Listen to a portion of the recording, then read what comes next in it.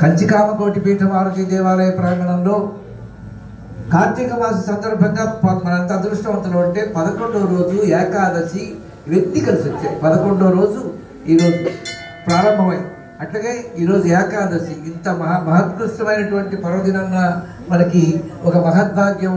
మన భక్తులందరి చేత కూడా విశేషంగా సురేష్ రెడ్డి గారు మిగతా వాళ్ళు అనేక మంది ఈ కార్యక్రమంలో మనతో సహాయ సహకారాలు అందించి విశేషంగా ఈ ప్రాంగణంలో పూర్వక ఏకాదశి రుద్రాభిషేకాలు చేశారు. 11 మంది రుద్రికులు 11 మంది చక్కగా ఈ కార్యక్రమంలో భాగం సహస్రనామాలు చదివితే ఆ లక్ష రుద్రాక్షల్ని కూడా స్వామివారి ముందు ఏర్పాటు చేసి అర్చన చేయడం జరుగుతుంది.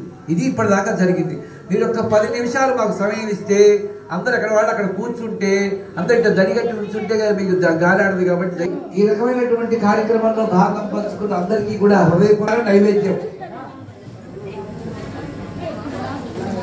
కాబట్టి అందరూ కూడా ఒక 10 నిమిషాలు ఎక్కడ వాళ్ళు అక్కడ కూర్చుని తలుపులు వేసేస్తారు. అందరు ఎక్కడ వాళ్ళు అక్కడ కూర్చొని మాతో సహకరించి చక్కగా నామకి గురు గణేష్ మహారాజుకి గణేశ శరణం శరణు గణేశ శరణు గణేశ